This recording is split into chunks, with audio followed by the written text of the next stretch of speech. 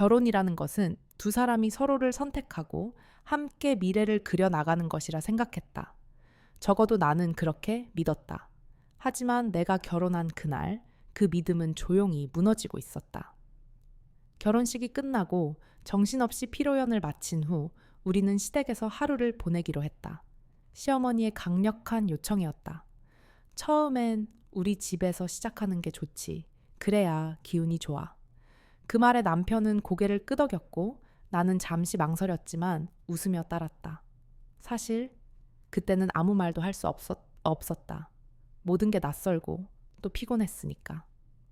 다음 날 아침 눈을 뜨자마자 시어머니의 목소리가 들려왔다. 자, 7시야. 일어나야지. 결혼했다고 게으름 피우면 안 돼. 나는 눈을 비비며 깜짝 놀랐다. 아직 7시라니 결혼식 다음 날인데 조금은 늦잠 자도 되지 않을까 싶었지만 시어머니는 이미 아침밥을 준비해두고 기다리고 계셨다. 며느리는 새벽같이 일어나야지. 우리 집은 그런 집이야. 그날 우리는 아침 식탁에 앉았다. 시어머니는 식사를 하며 이렇게 말했다. 앞으로 너희 부부는 아침 7시 기상, 8시까지 아침 식사, 저녁은 6시 반에 꼭 먹는 걸로 하자. 밤 11시엔 불 끄고 자고. 나는 깜짝 놀라 남편을 쳐다봤다. 남편은 아무렇지 않게 고개를 끄덕이며 대답했다. 네, 어머니, 그렇게 할게요. 나는 내 귀를 의심했다. 이건 우리 부부의 생활인데 왜 이런 시간표를 어머님이 정하시는 걸까? 결혼식이 끝나고 며칠 뒤 우리는 본가에서 벗어나 신혼집으로 돌아왔다. 잠깐 안도했다. 이제부터는 우리끼리 자유롭게 살 수 있겠지. 그렇게 생각했다. 하지만 다음 날 아침 7시 초인종이 울렸다. 띵동. 나는 잠결에 일어났다. 남편도 눈을 비비며 문을 열었다. 그 앞에는 시어머니가 계셨다. 일어났니? 아침밥 해놨어. 내가 김치찌개 끓였어. 같이 먹자. 나는 당황했다. 그리고 놀랐다. 왜 우리 집에, 왜 이렇게 이른 시간에. 하지만 남편은 별일 아니라는 듯 엄마를 부엌으로 안내했고 나는 웃으며 어색하게 인사했다. 그렇게 시어머니는 신혼집에 아무 예고 없이 들락날락하기 시작했다. 심지어는 우리 부부의 일정도 함께 관리하기 시작하셨다. 내일은 오후 3시에 마트 가자. 냉장고가 너무 비었더라. 토요일엔 대청소하는 날로 하자. 신혼이라도 집은 항상 깨끗해야 해. 나는 점점 지쳐갔다. 결혼 후에도 나는 한 번도 내 시간을 가져본 적이 없었다. 그리고 무언가 말할 때마다 시어머니는 이렇게 말했다. 나는 다 너희를 위해서 그러는 거야. 이게 진짜 가족이지. 나는 그 말이 싫었다. 진짜 가족이라면 서로의 경계를 존중해야 하지 않을까? 그날 밤 남편에게 조심스럽게 말했다. 자기야, 우리 생활은 우리끼리 정하면 안 될까? 어머님께 너무 자주 간섭받는 것 같아. 남편은 조용히 나를 바라보았다. 그리고 말했다. 엄마는 좋은 뜻으로 하시는 거야. 그냥 좀 참아줘. 엄마는 평생 혼자 나 키우셨잖아. 자기까지 그러면 너무 외로우실 거야. 나는 말문이 막혔다. 왜 내 말보다, 내 감정보다 항상 시어머니의 마음이 먼저일까? 그날 이후 나는 시어머니의 시간표에 맞춰 살아가기 시작했다. 아침 7시 기상, 8시 아침 식사. 점심은 시어머니와 통화하며 식단 조정. 저녁 6시 반 식사, 11시 취침. 점점 나는 내 삶을 잃어가고 있었다. 그리고 그 사실을 깨달은 순간 나는 무서웠다. 나는 더 이상 나로 존재하지 않는 것 같았다. 아침 햇살이 부엌 창문을 타고 들어오던 그날, 나는 조용히 식탁 위에 앉아 전날 남은 반찬으로 간단한 아침을 준비하고 있었다. 그때였다. 조용한 발소리도 없이 다가온 시어머니의 목소리가 등 뒤에서 불쑥 날아들었다. 그 반찬은 아침에 먹는 게 아니야. 속이 부담스러워져. 나는 놀라 고개를 돌렸다. 시어머니는 팔짱을 낀 채 내 손놀림을 무표정하게 바라보고 있었다. 아침에는 위에 부담이 없는 반찬으로 시작해야 돼. 몸도 정신도 가볍게 깨워야 하잖아. 나는 어쩔 줄 몰라. 그저 네, 알겠습니다. 하고 중얼거렸다. 하지만 마음속에서는 또 시작이구나 라는 생각이 깊게 들이쳤다. 결혼한 지 반년이 조금 넘은 지금 우리는 시댁 2층에 살고 있다. 남편은 말했다. 엄마 혼자 두는 게 신경 쓰여. 같이 살면 생활비도 절약되고 엄마도 안심하시잖아. 나는 걱정되면서도 어머니 좋은 분이시니까 괜찮을 거야. 하고 나 자신을 다독였다. 하지만 그 기대는 오래가지 않았다. 처음엔 빨래 널기부터였다. 이런 건 바람 잘 통하는 곳에 널어야 돼. 수건이랑 속옷은 분리해서 모양 살려서 펴놓고. 나는 네 하고 웃으며 배워나갔다. 하지만 시간이 지날수록 시어머니의 말은 조언이 아니라 지시가 되었다. 이렇게 하면 냄새 배잖아. 다시 해. 다음부터는 내가 널게 너무 오래 걸리네. 나는 말없이 물러섰다.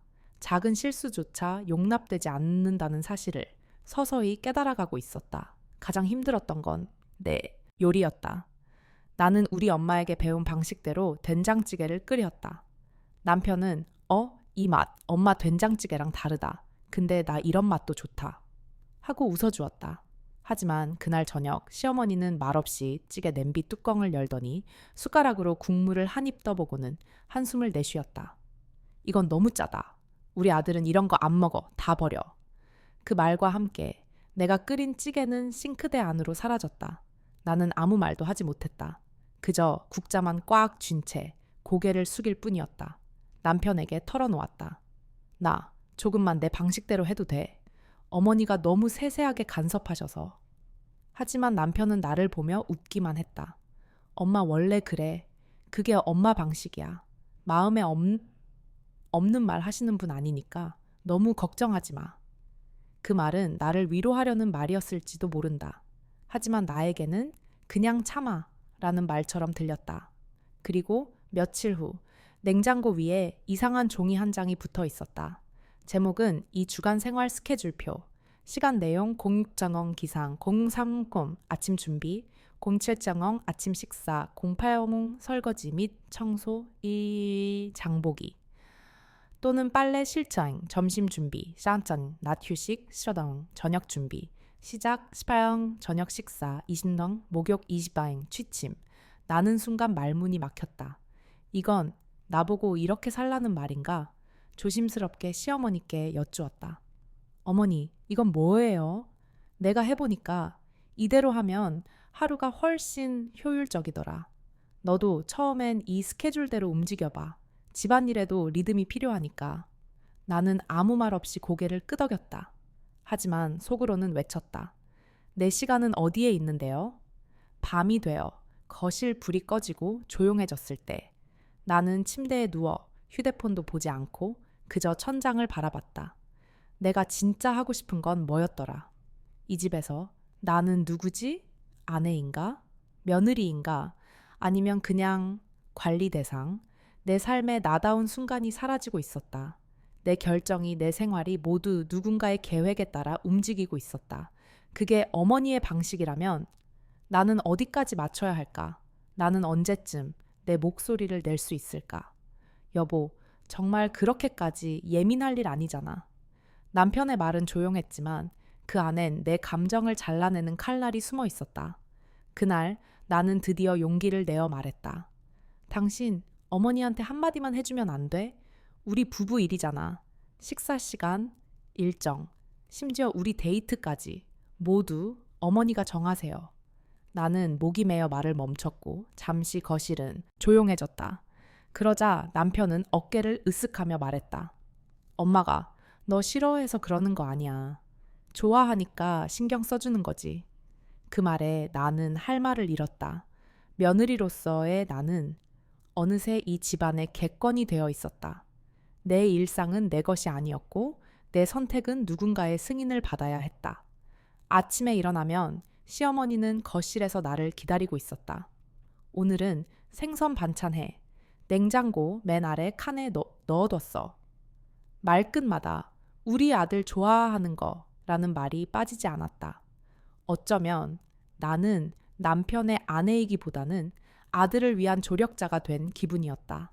남편에게 다시 한번 말을 꺼냈다. 우리 주말엔 둘이서 나가자. 오랜만에 영화도 보고 외식도 하고. 하지만 남편은 대답 대신 시계를 보며 말했다. 이번 주는 안 될 것 같아. 엄마랑 마트 가기로 했거든. 오래된 약속이야. 나는 숨을 삼켰다. 그 마트라는 공간이 나와 남편 사이를 또 가로막았다. 일요일 아침 나는 일부러 늦게 일어났다. 그 순간 문 너머에서 들려오는 시어머니의 목소리가 귀를 찔렀다. 이래서 요즘 애들은 안 된다니까. 게으르고 책임감도 없고 결혼은 왜 했는지 몰라. 나는 베개를 얼굴에 꾹 눌렀다. 귀를 막고 싶었지만 마음은 이미 다 젖어버렸다. 남편에게 또 말했다. 왜 어머니 말만 믿어? 나는 아무 말도 못하게 돼. 말하면 예민하다고 하고 참으면 나만 병들어. 남편은 조용히 말했다. 넌 너무 민감하게 받아들여. 엄마가 나한테도 그러셔. 그게 우리 집 스타일이야. 나는 잠시 남편을 바라봤다. 그게 당신 집 스타일이라면 나는 이 집 사람이 아닌가 봐. 그 말에 남편은 잠시 말을 잃었다. 하지만 그 후로도 상황은 바뀌지 않았다.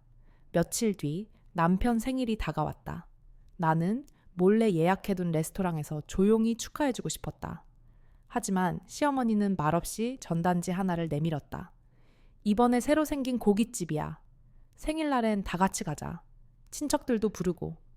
나는 조용히 고개를 끄덕였다. 내 계획은 또 어김없이 사라졌다. 생일 당일 식탁에는 시어머니가 직접 준비한 음식이 차려져 있었고 남편은 밝은 얼굴로 웃으며 말했다. 역시 엄마 요리가 최고야.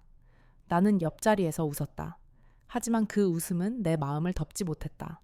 그날 밤 식사가 끝나고 모두 잠든 후 나는 거실에 홀로 앉아 있었다. 조용한 밤, 시계 초침 소리만이 들렸다. 나는 점점 남편의 아내가 아니라 시어머니의 동거인이 되어가고 있었다. 남편은 분명 내 편일 거라고 믿었지만 현실은 그렇지 않았다. 무심한 말들, 선의라는 이름의 간섭, 그리고 아무렇지 않게 넘기는 남편. 나는 이 집에서 점점 투명한 존재가 되어가고 있었다. 그때 깨달았다. 남편은 내가 아니라 엄마의 세계에 더 익숙하다는 걸. 나의 감정보다 어머니의 평온을 더 중요하게 여긴다는 걸. 그리고 무엇보다 나를 위해 싸워줄 마음은 없다는 걸. 아침 햇살이 창문 너머로 들어왔다. 하지만 내 마음은 어둡기만 했다. 시계를 보니 아직 6시 20분. 어김없이 시어머니의 알람 소리가 들렸다. 오늘은 된장찌개 말고 북엇국 하자. 어제 우리 아들 술 마셨잖니. 나는 속으로 한숨을 쉬었다. 내 방식으로 요리하고 내 감각대로 살고 싶을 뿐인데 왜 그건 이 집에서 허락되지 않는 걸까? 결혼 전 나는 내 손으로 끓인 된장국을 아무도 간섭하지 않는 주방에서 만들며 행복을 느꼈다. 하지만 결혼 후의 주방은 시어머니의 성역이었다. 칼 하나를 잡는 위치도 재료를 손질하는 방법도 모두가 정해져 있었다. 그렇게 썰면 안 돼. 우리 집은 어묵도 길쭉하게 썬단다. 나는 고개를 숙인 채 내 손에 들린 칼을 내려놓았다. 주방에서 나와 방으로 들어가니 남편이 침대에 앉아 휴대폰을 보고 있었다. 나는 조심스레 말했다. 우리 부부만의 규칙을 만들면 안 될까? 남편은 고개를 갸웃했다. 무슨 말이야? 식사 메뉴도 우리가 정하고 휴일 일정도 둘이 정하는 그런 거. 남편은 미소를 지으며 말했다. 굳이 그렇게까지 안 해도 돼. 엄마가 잘 챙겨주시잖아. 그 말이 칼처럼 가슴을 찔렀다. 우리를 챙기는 게 아니라 우리를 통제하는 거야. 남편은 그제야 나를 바라보며 말했다. 넌 왜 그렇게 부정적으로만 생각해? 엄마는 그냥 옛날 방식이 익숙한 분이야. 그 옛날 방식이 지금 내 숨을 막고 있어. 나는 울컥하는 감정을 억지로 눌러 담았다. 그날 저녁 나는 시어머니께 정중히 말했다. 어머니, 이번 주말엔 저희 둘이만 보내고 싶어요. 잠시 밖에 나가서 산책도 하고 조용히 이야기 나누고 싶어요. 시어머니는 말없이 나를 바라보더니 차가운 목소리로 말했다. 그럼 나는? 내가 계획해둔 일정은 어쩌고? 나는 죄송하다고 고개를 숙였다. 하지만 내 마음속에는 작은 결심이 움텄다. 그날 밤 나는 혼자 안방에서 조용히 일기를 썼다. 내가 너무 바라는 걸까? 내가 너무 이기적인 걸까? 아니면 그저 나답게 살고 싶은 걸까? 나는 나의 존재감을 이 집에서 조금씩 잃어가고 있었다. 가끔은 내 목소리가 벽에 부딪히는 기분이었다. 며칠 후 직장에서 돌아온 나는 현관에서 또 하나의 메모를 발견했다. 내일 오전 10시 치과 예약. 아들 대신 같이 가자. 어머니, 나는 한참 동안 그 메모를 들여다보다 작게 웃음이 나왔다. 이젠 남편의 치과 예약까지 내 몫이 되는구나. 그 순간 나는 깨달았다. 이대로는 안 된다는 걸. 다음 날 아침 나는 남편 앞에 앉아 정면으로 말했다. 나 나가서 살아보고 싶어. 잠시만이라도 우리 둘만의 공간에서. 남편은 당황한 듯 웃었다. 그게 무슨 말이야? 이 집에 무슨 문제라도 있어? 문제가 없다고 생각해? 나는 매일 작은 문제에 지고 있어. 그리고 그걸 말할 수도 없어.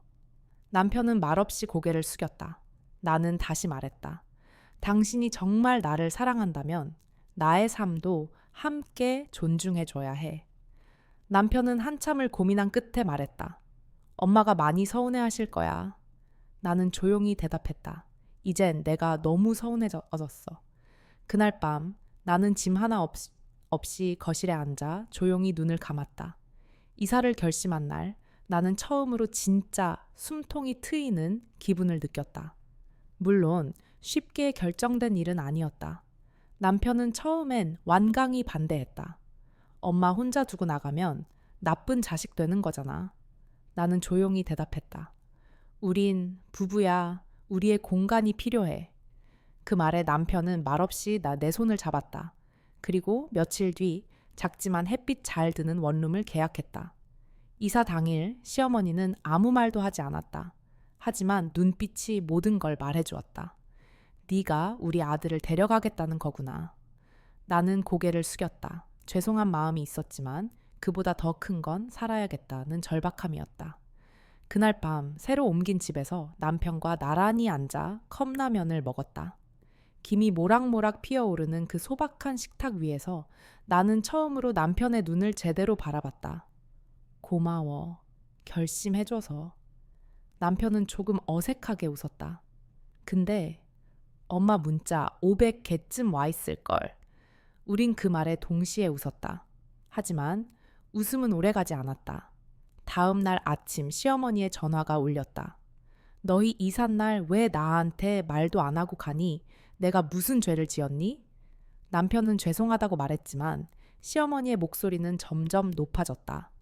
네 와이프가 뭔데 우리 집에서 아들을 데려가? 결혼했다고 그게 다냐? 남편은 고개를 숙인 채 전화를 끊었다. 그날 이후 시어머니의 연락은 점점 더 집요해졌다. 저녁은 뭐 해 먹었니? 우리 아들 야채 잘 안 먹는 거 알지? 너무 늦게 자면 안 된다. 건강 상할까봐 걱정돼서 그래. 아직 이사짐도 안 뺐더라. 주말에 내가 가서 정리할게. 나는 핸드폰을 내려놓고 조용히 창밖을 바라봤다. 우리는 이사를 했지만 완전히 벗어난 건 아니었다. 그날 밤 나는 남편에게 물었다. 당신은 정말 괜찮아? 남편은 한참을 침묵하다가 말했다. 솔직히 엄마가 너무 익숙해서 가끔은 네가 낯설기도 해. 나는 그 말이 이렇게 아플 줄은 몰랐다. 낯설다는 건 함께 살아보지 않았기 때문 아닐까? 그럴지도. 그날 이후 나는 더 이상 설득하지 않았다. 대신 조금씩 내 마음을 접기 시작했다. 청소는 내 방식대로, 식사는 내가 원하는 메뉴로, 하루 일과도 내가 짜고 싶을 대로. 그것이 내가 이사하면서 스스로에게 약속한 유일한 룰이었다. 그 작은 룰을 지키는 게 내 삶을 조금씩 되찾는 방법이었다. 하지만 어느 날 남편이 조심스럽게 말했다. 엄마가 잠깐 오고 싶대. 나는 고개를 끄덕였다. 그래, 오는 건 막지 않아. 하지만 마음 한켠에서는 불안이 피어올랐다. 또다시 모든 걸 원래대로 돌리려는 건 아닐까? 시어머니는 생각보다 말없이 우리 집에 앉아 있었다. 주방을 쓱 훑어보더니 작게 한숨을 쉬었다. 조용하네. 네가 원하는 공간이 이런 거였니? 나는 차를 한 잔 따라드리며 말했다. 네, 어머니. 작고 조용해서 좋아요. 그때 시어머니가 갑자기 내 손을 잡았다. 그래도 가끔은 우리 집에도 와줘. 네가 싫어도 난 아직 가족이라고 생각해. 그 말에 나는 처음으로 시어머니의 얼굴을 바라봤다. 그녀도 혼자 남겨졌다는 불안 속에 있었을 것이다. 나는 작게 고개를 끄덕였다. 네, 어머니. 이젠 서로의 거리를 조금씩 맞춰가요. 이사를 한 후로 남편과 나는 조금 더 여유로워진 듯했다. 아침에 눈을 뜨면 창문 틈으로 들어오는 햇살을 보며 커피를 내리고 식탁에 마주 앉아 조용히 아침을 먹었다. 어디에 가야 하는지, 몇 시에 자야 하는지, 누구에게 보고해야 하는 것도 없었다. 그건 정말 오랜만에 느껴보는 자유였다. 그러나 진짜 평온이 찾아온 건 아니었다. 시어머니는 여전히 매일 아침, 점심, 저녁 시간 맞춰 전화를 걸어왔다. 아침은 먹었니? 왜 전화 안 받니? 무슨 일 있는 거니? 오늘은 무슨 반찬 했어? 그 질문 하나하나에 나는 더 이상 답하지 않기로 했다. 대신 남편에게 말없이 폰을 넘겼다. 어느 날 저녁, 남편은 조용히 내 옆에 앉아 핸드폰을 내려놓았다. 엄마가 우리가 멀어진 것 같대. 나는 조용히 고개를 끄덕였다. 그럴 수밖에 없지. 우린 지금 거리를 만드는 중이니까. 남편은 말없이 나를 바라보다가 작게 말했다. 넌 아직도 엄마가 싫어? 나는 한참 동안 대답하지 못했다. 싫어한다기보단 무서웠다. 언제 또 우리의 생활을 그녀의 기준으로 뒤흔들지 예측할 수 없어서. 그건 싫음보다 더 지치는 감정이었다. 그래서 조심스럽게 말했다. 나는 당신 엄마를 싫어하는 게 아니야. 그냥 우리가 부부로서 선택한 삶을 존중받고 싶을 뿐이야. 남편은 고개를 끄덕였지만 그 표정은 여전히 어딘가 불편해 보였다. 나는 그 사이에서 너무 작아지는 기분이야. 나는 그의 손을 잡았다. 당신은 작아지는 게 아니라 이제 중심에 서야 할 사람이야. 그 말에 남편은 처음으로 내 눈을 피하지 않았다. 그리고 그날 밤 우리는 처음으로 깊은 대화를 나눴다. 다음 주말 시어머니는 연락도 없이 우리 집에 찾아왔다. 나는 당황했지만 문을 열고 마주한 그녀는 생각보다 차분해 보였다. 혹시 밥은 먹었니? 그 말에 나는 작게 웃었다. 네, 막 먹으려던 참이에요. 그녀는 조심스럽게 집 안으로 들어왔고 한참 동안 아무 말 없이 둘러보았다. 주방을 보더니 싱크대 옆에 쌓인 설거지를 보고 말했다. 손목 나가겠다. 그렇게 쌓아두면. 나는 그 말에 예전처럼 불쾌하지 않았다. 괜찮아요. 이따 같이 치우려고요. 시어머니는 의자에 앉아 조용히 말했다. 네가 이렇게 말해주는 게 처음인 것 같구나. 나는 잠시 멈췄다. 어머니도 저한테 처음으로 조용히 말씀하시네요. 그날은 어쩐지 큰 전쟁이 일어나지 않았다. 대신 조용히 밥을 먹고 날씨 이야기를 나누고 잠깐이지만 함께 웃었다. 그리고 시어머니가 돌아갈 때 나는 현관까지 배웅을 나갔다. 그녀가 문을 나서기 전 작게 말했다. 우리 아들 요즘 밝아 보여서 다행이야. 나는 고개를 숙였다. 그게 제가 바랐던 거예요. 그날 밤 남편은 내게 물었다. 오늘 엄마랑 괜찮았어? 나는 작게 웃으며 말했다. 조금은 사람 대 사람으로 마주본 느낌이었어. 남편은 긴 안도의 한숨을 쉬었다. 고마워. 진심이야. 이상했다. 잠깐이지만 시어머니와 평온했던 그 하루가 마치 꿈처럼 느껴졌다. 하지만 현실은 그렇게 호락호락하지 않았다. 그 다음 주부터 시어머니는 다시 전보다 더 자주 전화를 걸어오기 시작했다. 아침에 뭐 먹었어? 그릇은 설거지 했니? 주말에 내가 김치 좀 해줄까? 그냥 평범한 말 같지만 그 말들 속에는 다시 통제하려는 그림자가 천천히 스며들고 있었다. 남편도 느꼈는지 요즘 전화를 받을 때 표정이 점점 어두워졌다. 어느 날 저녁 남편이 무겁게 입을 열었다. 엄마가 이번 주부터 우리 식단을 짜주겠다고 하셔. 나는 젓가락을 내려놓고 그의 얼굴을 바라보았다. 식단을? 건강 생각해서래. 나트륨 줄이고 채소 중심으로. 나는 조용히 물었다. 그럼 우리가 먹고 싶은 건? 남편은 잠시 망설이다 작게 말했다. 가끔은 맞춰야지 뭐. 그 말에 나는 예전으로 돌아간 듯한 묘한 두려움을 느꼈다. 그래, 또 시작된 거야. 시어머니는 이제 우리의 냉장고 속까지 관리하려 들었다. 김치는 3일 이내에 먹어야 해. 유통기한 지난 소스는 왜 안 버렸어? 계란은 왼쪽 칸에 두는 게 좋지 않아? 나는 대답하지 않았다. 대신 그냥 조용히 정리하고 냉장고 문을 닫아왔다.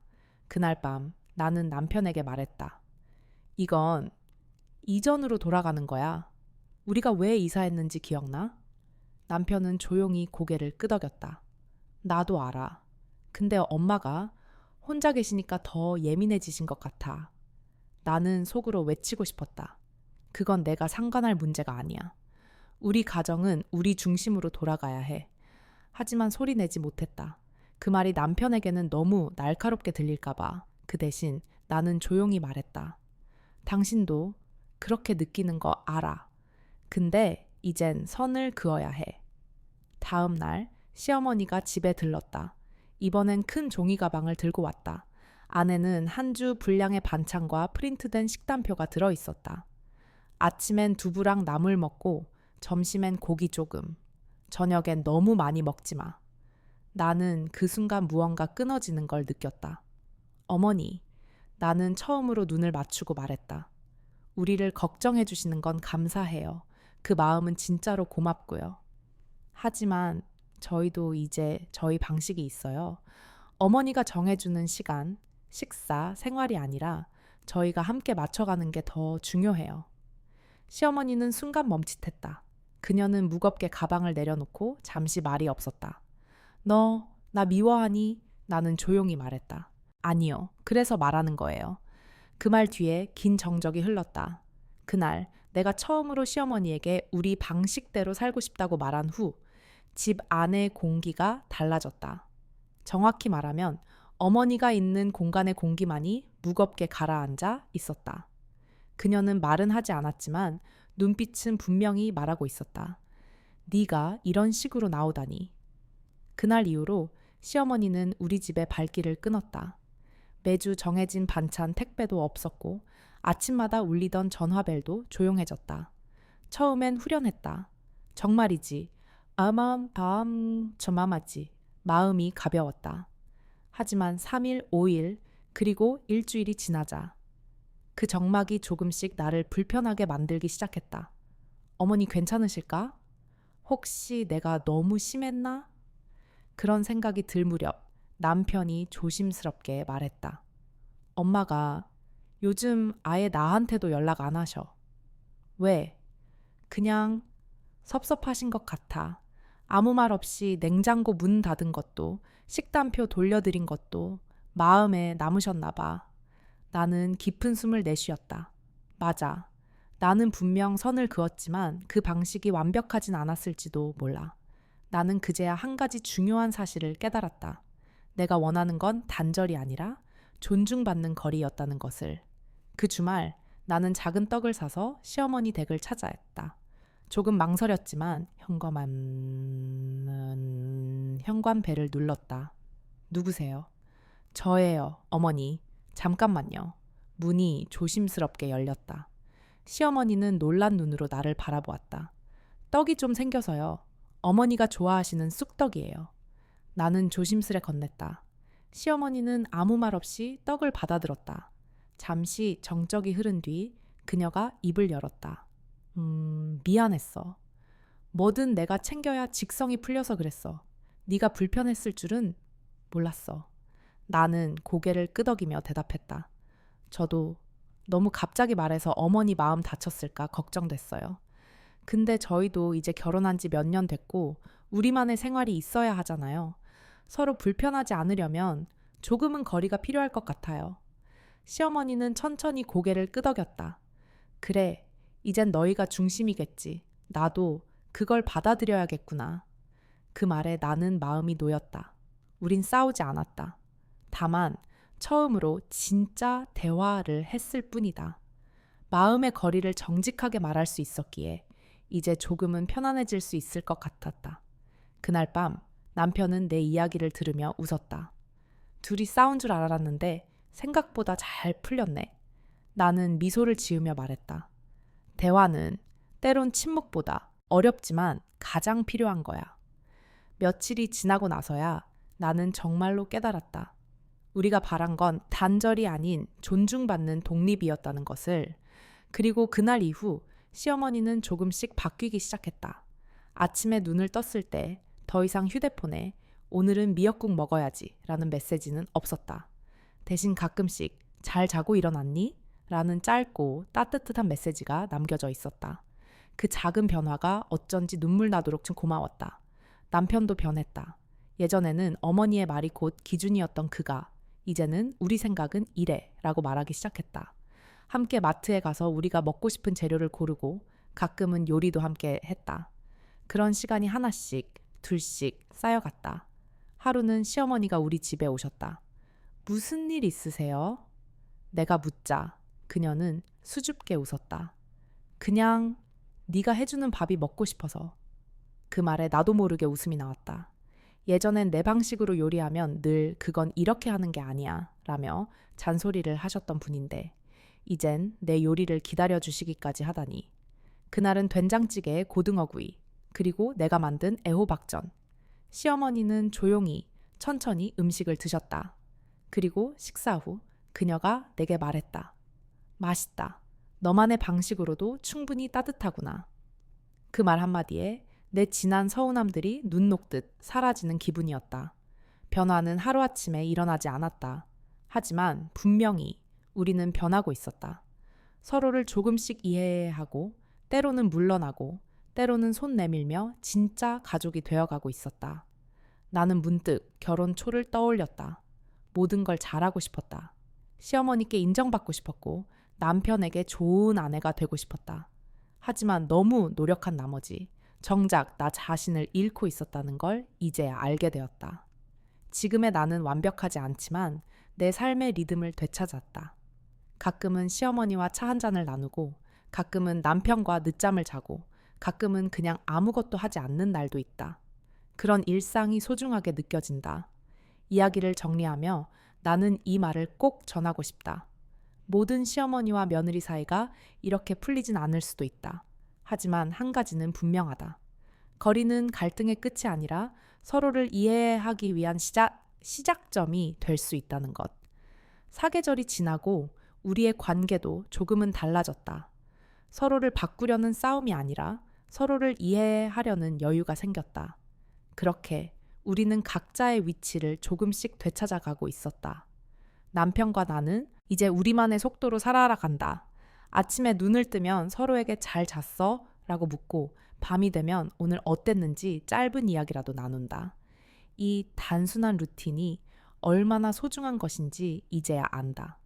시어머니는 여전히 가끔 간섭하려 하신다. 요즘은 몇 시에 자니? 저녁은 걔 꼭 챙겨 먹고 다녀야 해. 하지만 그 말 뒤엔 진심 어린 걱정이 담겨 있다는 걸 이젠 이해할 수 있다. 예전에 나는 그 한마디 한마디에 상처받고 반항심이 들었다. 이젠 그 안에 담긴 사랑을 조금은 받아들일 수 있게 됐다. 어느 날 시어머니가 내게 말했다. 처음엔 너를 정말 내 며느리로 받아들이기 힘들었어. 아들이라는 존재가 너무 소중했으니까. 하지만 지금은 네가 있어서 참 다행이야. 그 말을 듣는 순간 나는 울고 말았다. 그간의 오해, 상처, 견디지 못했던 순간들이 모두 위로받는 기분이었다. 그날 밤 남편은 내 손을 꼭 잡고 말했다. 이제서야 우리가 진짜 우리가 된 것 같아. 나는 고개를 끄덕이며 속으로 이렇게 생각했다. 늦더라도 괜찮아. 서로를 알아가고 존중하는 게 가족이 되는 진짜 시작이니까. 갈등이 없었다면 이런 평화도 몰랐을 것이다. 서로에게 화내고 울고 마음을 닫았던 시간조차도 지금은 하나의 과정이었다. 그 과정을 지나왔기에 이제 우리는 한 발짝 더 가까워졌다. 내가 처음 이 집에 들어왔을 때 나는 단지 남의 집 딸이었다. 하지만 이제 나는 이 가족의 한 사람으로 인정받고 있다. 조금은 느리게, 조금은 돌아왔지만 진심이 닿으면 결국은 전해진다는 걸 몸소 느꼈다. 이제 이야기를 마무리하며 이 말을 꼭 전하고 싶다. 시어머니와 며느리 사이의 갈등은 단순히 세대 차이만은 아니다. 서로 다른 환경과 가치관 속에서 만난 두 사람이 같은 가족이 되어가는 복잡하고도 섬세한 여정이다. 누구의 잘못만은 아니다. 그저 조금 더 이해하고 조금 더 기다려주는 마음이 필요할 뿐이다. 이 이야기를 끝까지 들어주셔서 감사합니다. 혹시 여러분도 비슷한 상황을 겪고 계신가요? 여러분의 이야기를 댓글로 나눠주세요. 그 말들이 다른 누군가에게 위로가 될 수 있습니다. 좋아요와 구독은 다음 이야기를 위한 큰 응원이 됩니다. 다음 이야기에서 다시 만나요.